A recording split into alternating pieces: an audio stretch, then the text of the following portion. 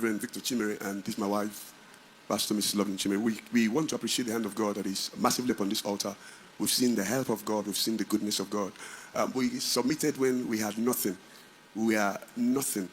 But sincerely, we've seen God help us, just like connection. We know where we used to be, but we know where we are now. The gap is too wide.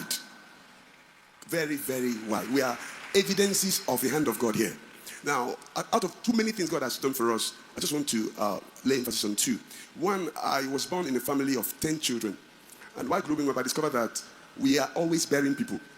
Every time we go to village, we bury, go to village, we bury. We didn't know why. And after a while, I saw my own dad die. And before I knew it, the death entered into my siblings. You know, they began to die one after the other. And after a while, one day in the dream of the night, I saw a man that walked up to me and said, "You are the next."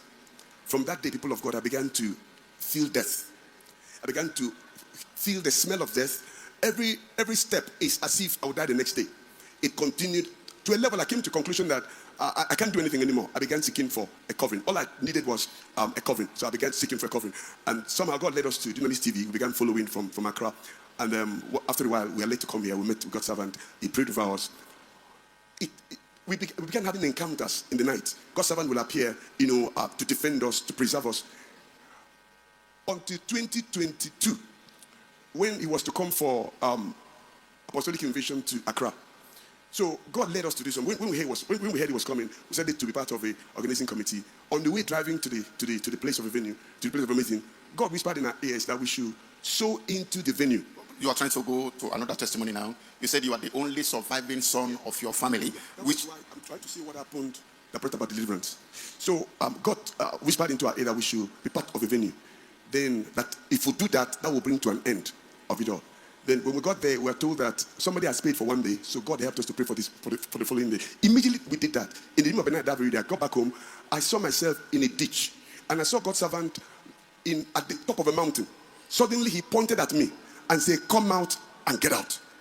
Before I knew it, a force came from where I was, took me up, and lifted me off. He said, "It's over."